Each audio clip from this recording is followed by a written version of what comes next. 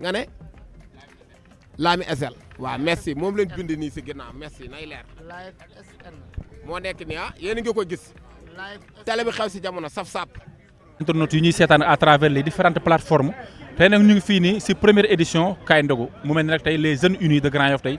ñoom ñoo koy amal waaye à travers ki nga xamante ni tey mën na ne moom mooy ambassadeur Grand Yoff muy Zarko ñoo ngi lay nuyu bu baax a baax Zarko à son côté waaw ñooñu lépp dinañ si ñoo xam naa tey ñi la wër mën na ne moo tax ñu ne jeunes unis de Grand Yoff rek tey Grand Yoff yëpp a fi daje tey yow tey mën na ne tey yaay ambassadeur bi tey ku si mel ni Eric Favre aussi mën na gis na ne tey ñëw na tey gunge la si bés bi waaye loolu lépp dinañ ci waxtaan waaye ñu ngi lay nuyu di la ziar di la baal wax ak waaw ñu ngi lay baalaax di nuyu Sénégal yëpp di nuyu monde entier di rafetlu bu baax a baax geste Eric Favre bi mu def que ñu ñëw wax ko suñu soxla mu jóg taxaw si jàppale ñu rien que pour ñu avancer ñu ngi ciy kontaan bu baax a baax di nuyu l'ensemble zone 7B di woo jeunesse bi ñëpp bàyyiwuñu kenn Arafat Léona Doole gang gi gaal gi cité millionnaire zone de captage Daaru Liberté 1 ba 6 di woo ñëpp fépp fu doomu Grand Yoff nekk rek ñu ngi lay woo nga ñëw xam nga participer si lii nga xamante ni ñoo ngi ci di leen xamal ni defuñ ko pour dara li tax ñu koy def rien que pour ñu changer maanaam image yu Grand Yoff pour ñu jéem a fexe def le tout ba Grand Yoff nekk ci kanam ba fépp foo xamante ni teg nañ fa benn dëkk bu mu mënta doon ñu teg fa Grand Yoff loolu kese moo tax ñu koy def comprendre nga looloo tax xam nga booy bu ñu toogee waxtaan muy les jeunes engagés ak les jeunes chrétiens les jeunes musulmans bu ñu toogee waxtaan ñu ne pourquoi pas ñu réunir créer benn tournoi xam nga boo xamante ni dina fexe ba jeunesse bi ñëpp di fa dajaloo ñuy kaf di foo di ree di gën a xamante biñ ko defee xam nga ñu gis su réussir comprendre nga ñu ne pourquoi pas dañu organiser benn ndogu ñu organiser ko aussi gis nga tey nu mu demee kon dañ ciy sant yàlla di leen xamal ne aussi jeunesse su Grand Yoff bëgg nañu quoi bëgg nañu aussi ku leen jàppale donc nit ki nag li nga xamante ni da nga ko manqué donc boo amee ñi nga xamante ni ñu ngi la koy indil donc ñooñu soyons les bienvenus di leen tàllal loxo ñoom ñëpp rawatina aussi tamit ñi kii yónni Ngagne Demba Touré yónni ñoom aussi ñun ñu ngi kontaan seen teewaay bu baax a baax moom moo fi waroon nekk dafa am ay xat-xat ñu xamee ko noonu donc di ko ñaanal nag xat-xat yi yàlla na yokk ba mu gën a am liggéey ba bañ a am jotu dara loolu lañ koy ñaanal comprendre nga di ñaan aussi tamit suñu ànd bi yàlla nañ si yàlla defal jàmm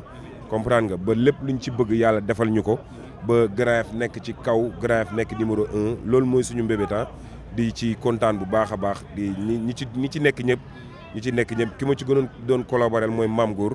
nga xamante ne xam man moo ma si doon wax lépp moo ma si gën a dugal moom aw ma fayam comprendre nga di kontaan aussi tamit ci teewaayu jëmm ji i Dramé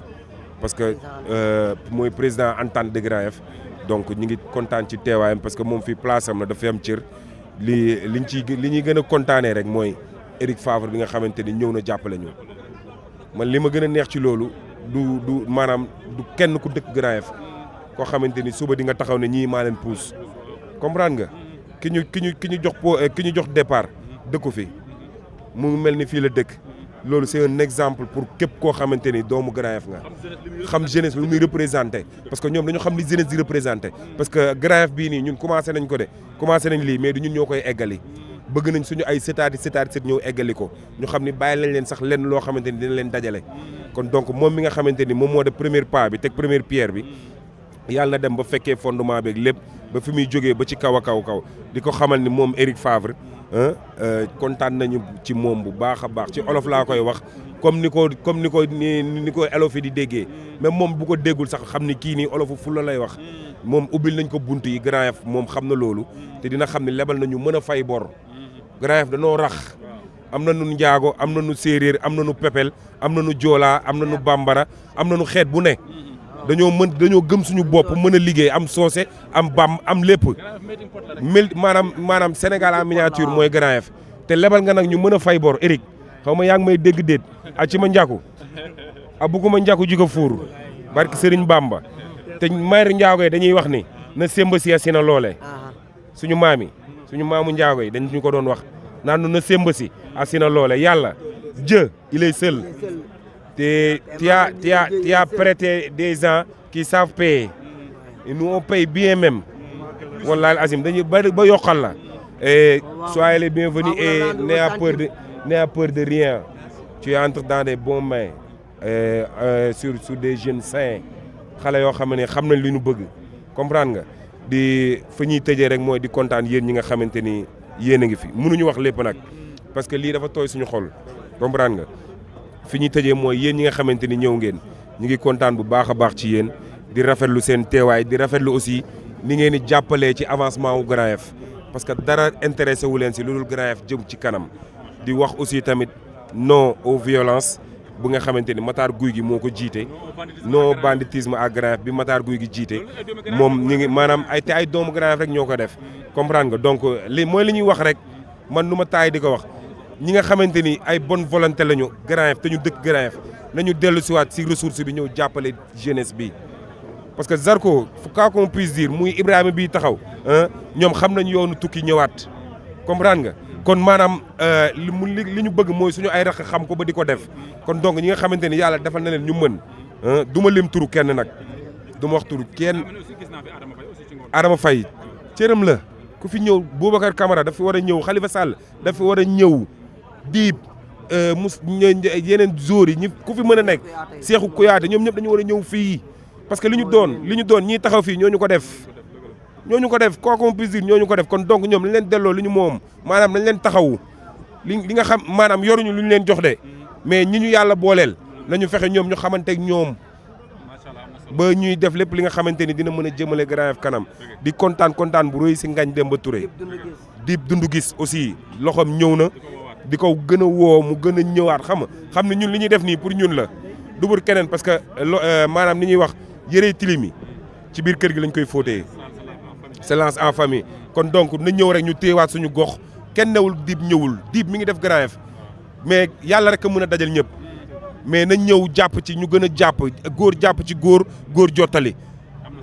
comprendre nga parce que moom maanaam suñu raq la daal suñu raq la te dañ koo yéene dañu yéene mu nekk numéro 1 mondial te bu neexee yàlla da koy def moom dañ ko koy def Ngagne Demba Touré dañ ko koy def Idrame dañ ko koy def Zarko dañ ko koy def beneen jeune Grand Yoff bu génn dañuy jéem a xeex ba tout kooku nekk numéro 1 mondial te bu neexee yàlla dinañ ko def incha allah di kontaan di leen wax ne xam nga kàddu gi gudd na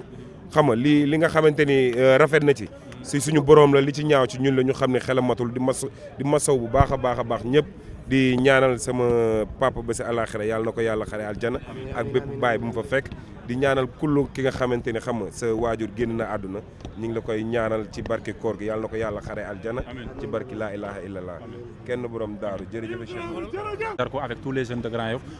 quel est le sentiment qui vous anime le fait de voir trouver ici de nombreux jeunes qui font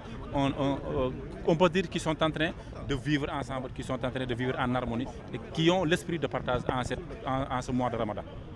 Alors déjà, merci pour l'accueil de tous les élus, les responsables et la jeunesse ici du Grand Yoff. Pour moi, c'est beaucoup de fierté d'être présent parmi vous parce que vous envoyez un signal très positif pour la jeunesse parce que là, on a des jeunes qui veulent s'en sortir, qui veulent lutter contre la violence. Et je pense que pour la région et de Grand Yoff, qui souvent est décrié pour sa violence et puis sa jeunesse qui est un petit peu perdue, c'est un message d'espoir qui est très positif et c'est à travers des petits événements comme celui-ci que l'on va fédérer les jeunes, on va leur donner une nouvelle vision et puis surtout s'unir et je trouve que le Grand Yoff uni, c'est un très très beau slogan et c'est celui-ci qu'il faut avoir, qui résonne dans la tête. Et après, il faut passer aux actes, c'est aider les jeunes un petit peu à trouver un débouché pour pouvoir travailler, pour pouvoir avoir de l'espoir, que ce soit dans le sport ou dans d'autres choses. En tous les cas, mon groupe a décidé de s'implanter ici et dans la zone de captage. Donc on choisit d'être au milieu de la jeunesse, au milieu du peuple. Moi je suis un enfant du peuple et je le resterai jusqu'à la fin de ma vie. Et mon devoir aujourd'hui d'ancien, c'est de montrer l'exemple et de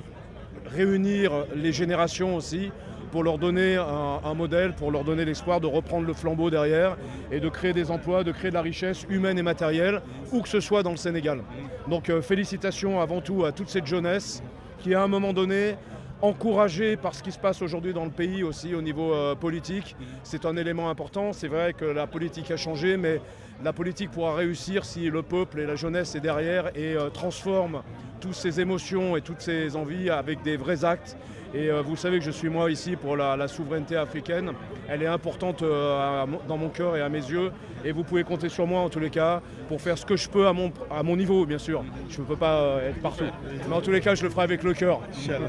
Donc on peut s'attendre à ce que Eric puisse organiser des activités parce qu'on est actuellement à Grand Yoff. Ici, on peut dire que c'est le centre des cultures urbaines. Il y a aussi 2 grandes arènes de lutte traditionnelle qui sont à Grand Yoff à travers Adrien Senghor et Sénégal. Il y a aussi un très grand stade ici à Grand Yoff. Donc on peut s'attendre à ce que Eric puisse organiser des activités sportives pour pouvoir, on peut dire,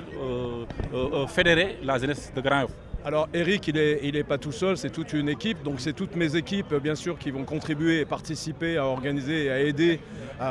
dans l'organisation d'événements sportifs. On va en faire que ce soit dans le domaine du fitness, de la boxe, de la lutte. Et d'ailleurs, on a pris la décision tout à l'heure de soutenir un tournoi de lutte qui aura lieu au Grand Yoff le 14 avril.